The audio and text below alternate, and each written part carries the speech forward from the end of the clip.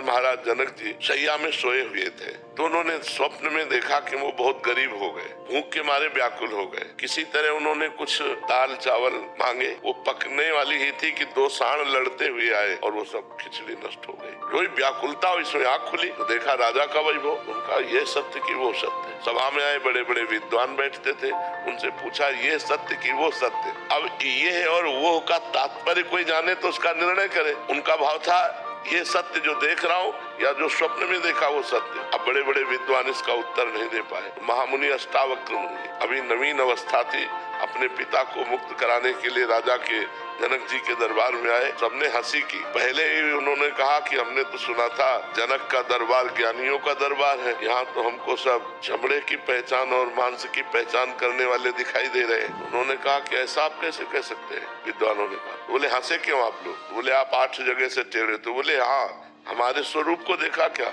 हमारे शरीर को देखा तो शरीर में क्या है? चाम हड्डी मांस। तो यही चीज देखने वाले आप लोग हो। आप लोग ज्ञानी तो हो नहीं, क्योंकि ज्ञानी स्वरूप देखता है, शरीर नहीं। अब सबके होश उड़ गए कि बालक कोई साधारण नहीं। तो जनक जी से कहा हाँ जनक बोल, तेरा क्या प्रश्न है? उनका ये सत्य कि वो सत्य? बोले ना ये सत्य ना वो सत्य। जब तू जागृत में था अपने को राजा देख रहा था, थोड़ी देर में स्वप्न में गया तो भिखारी देखा, लेकिन जब जगा तो फिर राजा देखा। तो जो कुछ ही क्षण में असत हो जाता है वो सत्य कैसे हो सकता है? ना ये सत्य ना वो सत्य। अष्टावक्र गीता का उपदेश करके जनक जी को परम बोध प्रदान किया महामुनि अष्टावक्र जी ने। तो ये जब हमारे ज्ञान में आ जाता है कि न जय सत्य न पराजय सत्य, न मान सत्य न अपमान सत्य,